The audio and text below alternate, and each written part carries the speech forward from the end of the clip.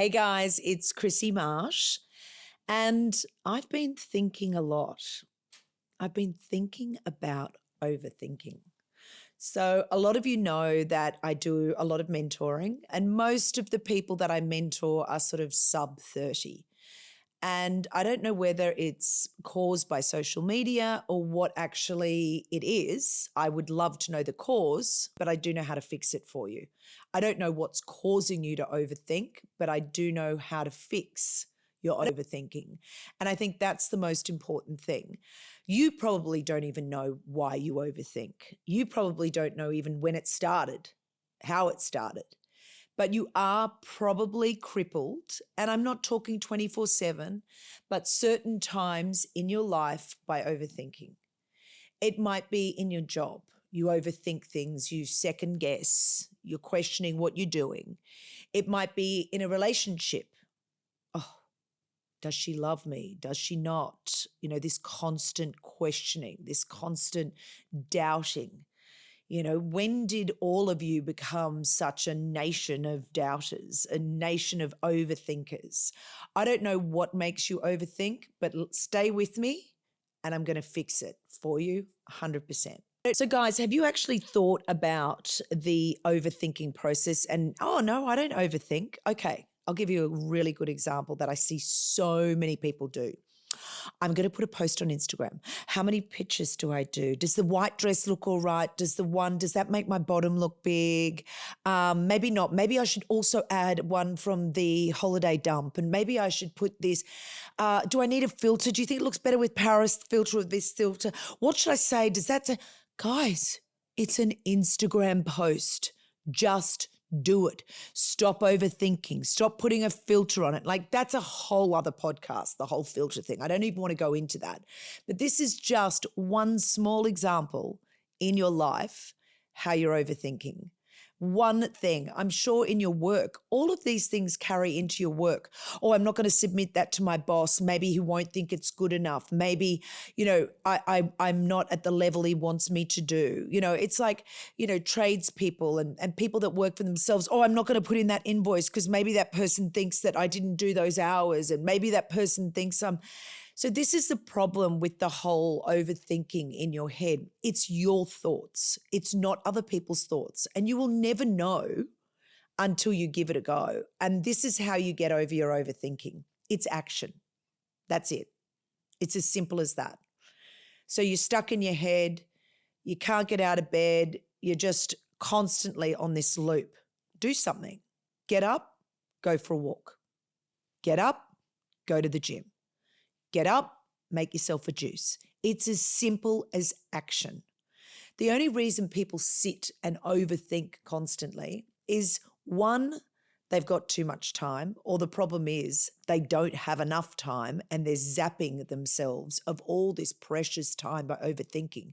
If you make the decision, and think about this, if you make the decision to do something, then it's simple. You're not going to be stuck in your head. So the Instagram post is a really good one because I think it does resonate with, the sub 30s that sit and overanalyze things. The amount of time it takes you to put that post, think of all the other things you could be doing, the other things that you could be getting done. And it's really interesting. Victoria Montano, one of the housewives, she had as her tagline, progress is better than perfection. And that's exactly what the problem is. All of you want perfection, or you want something to be perfect before you do it or before you action it. And that's the problem. Just start moving. That essay that you overthinking, I've got to write it, I've got to have it in for uni, I don't know what to do, I don't know what to say. Just start it. So it's with anything. If you have action, you're not going to overthink. If you're constantly worried about that partner, is he cheating? Is he with someone else? So you're thinking about all these scenarios in your head because it is only in your head. You start treating that person differently because it's everything you've overthought in your head. So you know what you're better off doing next time? look, can we go for a walk after work, darling? Can we sit down and discuss? I'm having this constant overthinking that you're seeing someone this.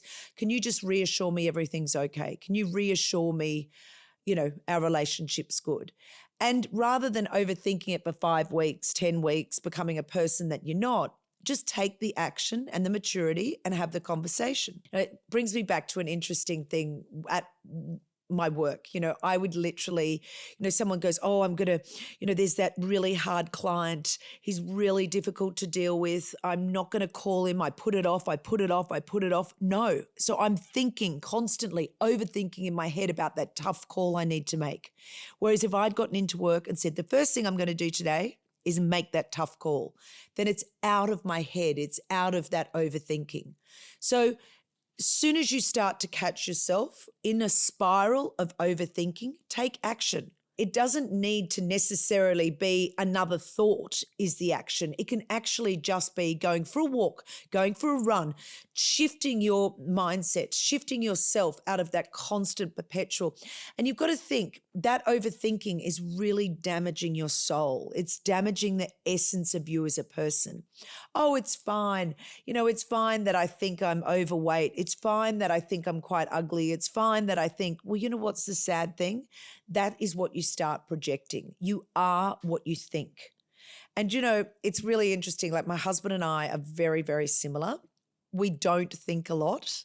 We are quite basic people. If I meet someone and they're incredibly charming, I accept that person as incredibly charming. I'm not thinking, oh, maybe he's charming because he's trying to hide something and maybe he's trying to do this. I mean, you think of how many times that you walk away from a group of people and you start analysing yourself. Oh, did I say the right thing to Patricia?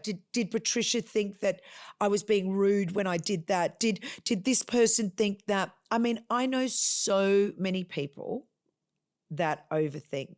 And guess what a lot of those overthinkers then go and do? They go and learn how to meditate.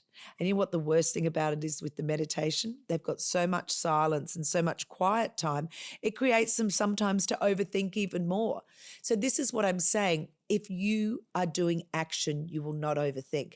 Like, try something new. Like if you're concentrating on yoga moves and doing yoga, you're not going to be sitting there worried about or having to overthink. If you take a new skill, if you decide to learn how to cook, you're too worried about what the process is and what the ingredients are. You're not going to be sitting and overthinking. You've got to recognize the situations, firstly, that causes you to overthink.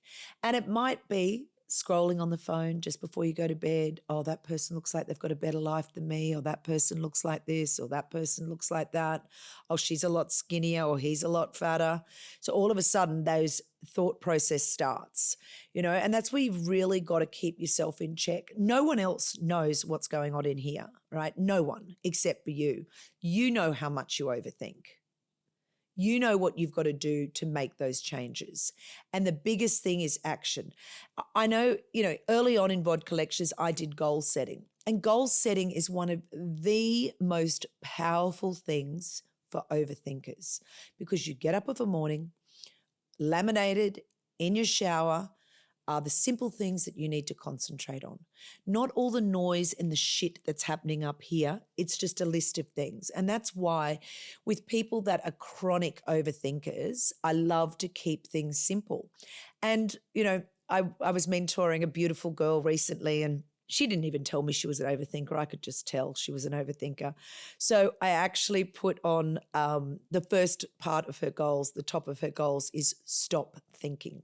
Not stop overthinking, but just stop thinking and start doing. When you are starting out and things are not perfect, things aren't always, magical in the beginning or exactly the way you want them. And I think that's how you learn and how you grow. Think of how many people are loving all the TikToks at the moment and all the Instagram reels about, how I grew my business and how I started off. People love that growth journey.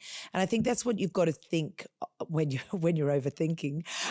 Gee, that's what is it, an oxymoron? To think when you're overthinking. No, but I really like the fact that people are trying. You're not stuck in an overthought process. You're just putting yourself out there.